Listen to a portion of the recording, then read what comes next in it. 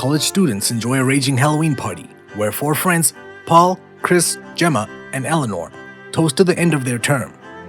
Paul also opens up about a wonderful internship he's landed, but his girlfriend, Eleanor, becomes upset at the possibility of a long-distance relationship. Luke approaches and offers Chris and Paul some drugs, and although Paul refuses at first, he ends up taking several hits. As the party continues, Felix, a meek boy, intently watches Gemma from a distance. Noticing his vulnerability, Luke comes up to him and persuades him to make a move on Gemma. But because Gemma is dating Chris, the two men know what the result will be if Felix tries to ask her out. So Luke gives Felix some drugs to boost his confidence. Felix then walks up to Gemma and asks her out, but she politely turns him down. However, she still cheers him on, saying that he'll find someone who like him for who he is. Meanwhile, Paul and Eleanor go upstairs to make love, but before they can go any further, Paul passes out from intoxication. Dejected, Eleanor goes downstairs to start a game of truth or dare instead. The bottle spins and points at Felix, who picks truth. Eleanor then asks him who among the people in the room he'd want to spend the night with. And when he picks Gemma, Chris immediately gets mad and starts taunting him. Eleanor tells Chris that they're joking around, but he refuses to listen. Felix tries to explain that he's just playing the game, but Chris only gets angry and even grabs his manhood. Then, when Felix manages to push him back, Chris gets up and punches him. Gemma scolds Chris, but he knows no remorse. A few months later, the same group of friends gets invited to Felix's birthday party. Learning that he comes from a wealthy and prominent family, Chris drives up to the mansion with Luke, still resenting Felix, blaming him for his breakup with Gemma. On the other hand, Gemma joins Eleanor and Paul, who are also having relationship troubles. It's been a couple of days since Paul got back from his internship, but he still hasn't slept with Eleanor yet. So she feels insecure, thinking that Paul might have lost interest in her already. Moments later, they arrive at the grandiose but seemingly abandoned mansion. Then, a groundskeeper, Woodbridge, greets them and says that the house is closed, but he still directs them to where the supposed party is taking place. It is in a cabin in the woods, about half a mile away from the mansion, and they have to go there on foot. When they come across a puddle, Eleanor orders Paul to carry her across because she's worried about her expensive shoes. Meanwhile, Chris takes his chance and offers to carry Gemma too, trying to reconnect with her. When they reach the cabin, Felix's brother, Justin, greets them. He apologizes for the mix-up, telling them that Felix hasn't returned from Chile yet, where he's volunteering on a hospital project. As it turns out, the birthday bash was meant to be a surprise, but because Felix's flight got cancelled, Justin put off the party. However, he forgot to notify their group. After apologizing, Justin offers some food and drinks and urges them to have a party on their own. Meanwhile, Paul has already started drinking a bottle of beer. Justin opens a bottle of champagne for the group, successfully convincing them to stay. He sits with the other guys, revealing that he's in the army and has served 3 tours in Afghanistan. They continue making small talk until Justin observes Chris and Gemma's relationship, mentioning that she's Felix's type. Chris laughs at the comment, making Justin ask whether he thinks Gemma is too good for his brother. Justin's face also becomes unreadable as Chris mentions how Felix tried to make a move on Gemma during their Halloween party. Then, when Luke comes over for some nitrous, Justin excuses himself and joins the two women. Eleanor and Gemma show interest in Justin because of his looks, so they both happily converse with him, even going as far as saying that they're very close friends of Felix. Eleanor even touches Justin's muscles and forces Gemma to do the same. However, she pulls on Gemma a little too hard and ends up making her spill her champagne on Justin. They apologize profusely, but Justin brushes it off. But Eleanor has planned the whole thing so that Gemma could make a move on Justin, following him as he goes to change. They subtly flirt with each other until Luke interrupts them, saying they will use the balloons as drugs. However, Justin states that he has a better idea. They all sit in a circle to play truth or dare, and the bottle first points at Eleanor.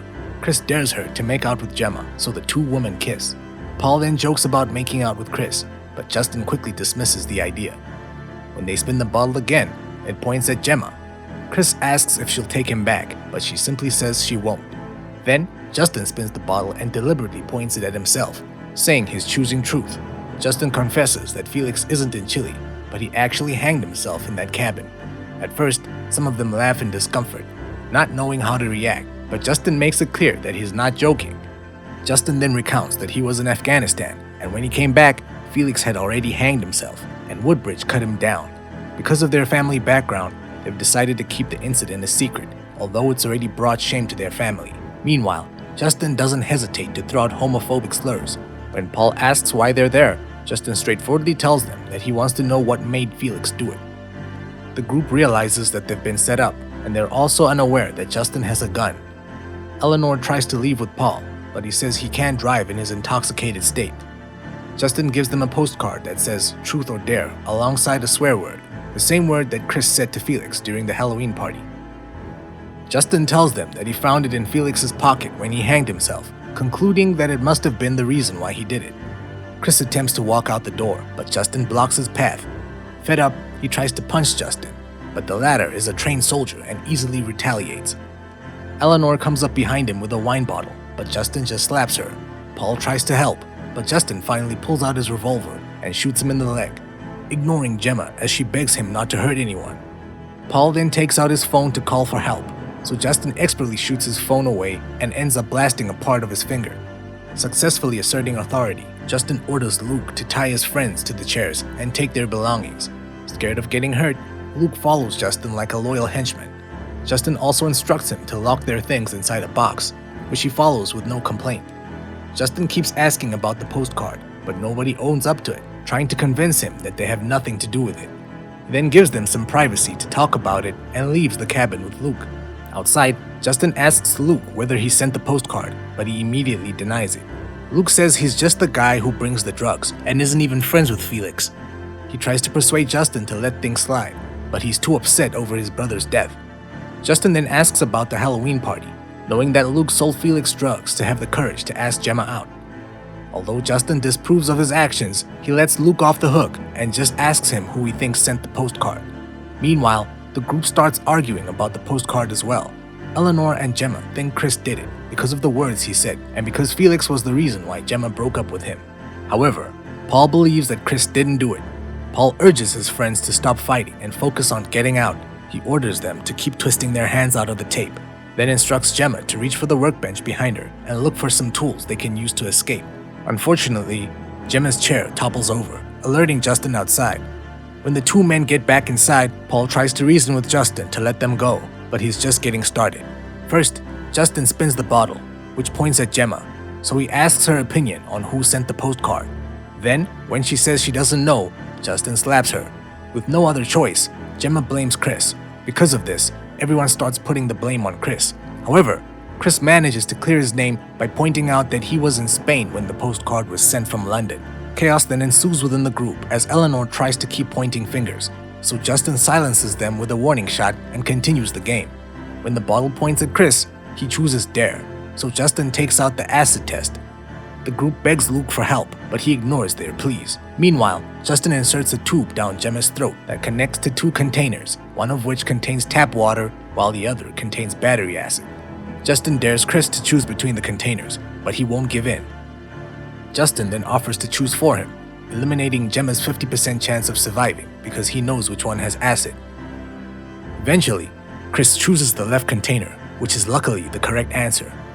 Moments later, Justin spins the bottle again, and when it points at Eleanor, she chooses truth. Justin asks her who should take the acid test next, but she says no one should take it. However, when Justin tells her that she's going to take the acid test if she doesn't choose someone, she ends up choosing Chris.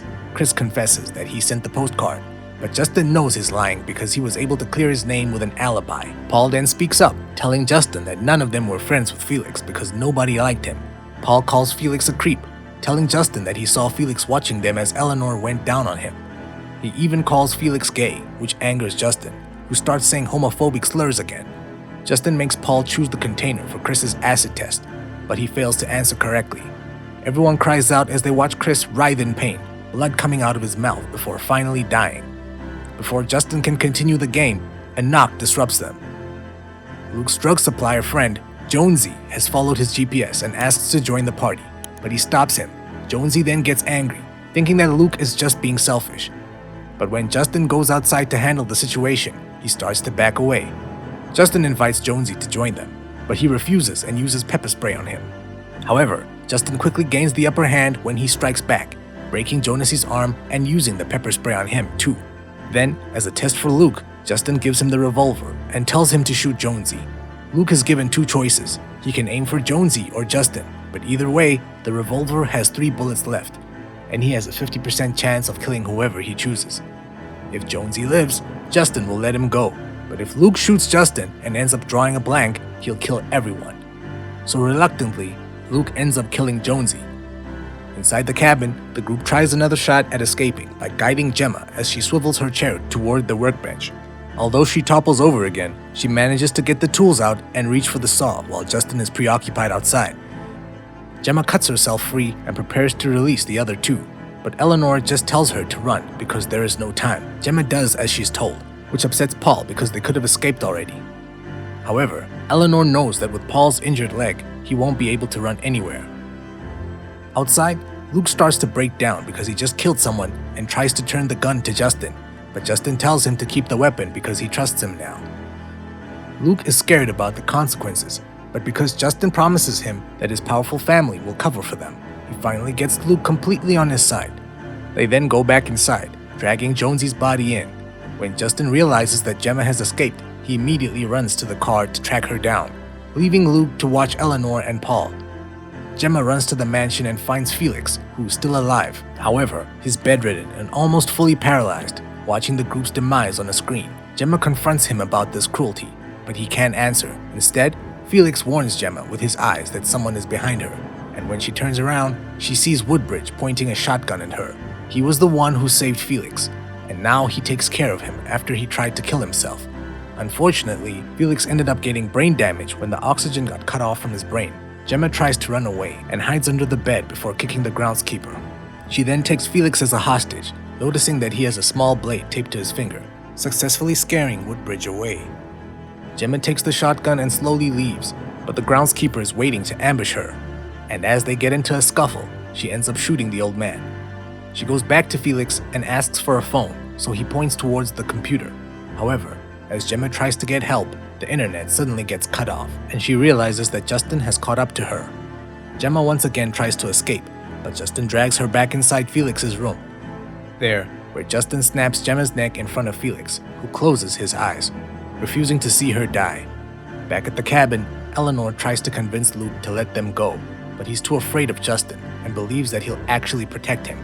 Eleanor then realizes that Luke was the one who sent the postcard, so he explains that he did it as a joke, a spur-of-the-moment decision because he was jealous of Felix's rich background. Paul reasons with Luke because he's dying from blood loss, saying he needs a doctor and asking to give him one phone call.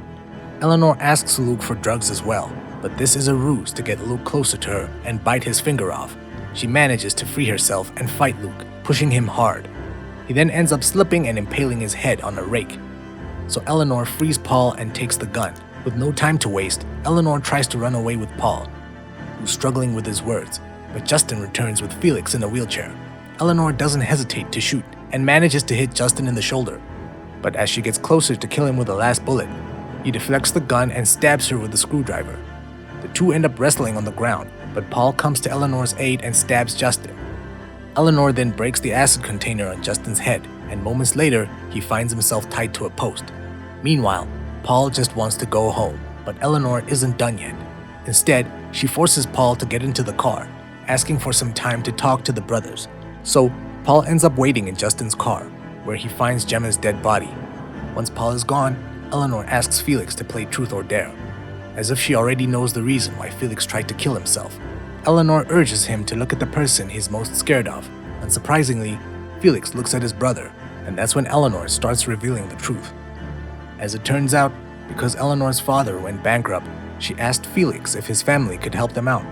Eleanor then recorded herself making out with Felix, which she intended to use to blackmail him. As if that wasn't enough, she also convinced Felix to go down on Paul while he was unconscious and filmed it. Afraid that his homophobic brother might see the video, Felix ended up trying to kill himself. Now that the truth is finally revealed, Eleanor hands Felix a grenade, attaching the pin to his finger. She then walks away from the cabin and gets in the car as Felix succeeds in blowing themselves up. With tears in her eyes, Eleanor drives away with Paul and Gemma's dead body. Thanks for watching. Please like and subscribe, and click the bell icon to get new movie recaps.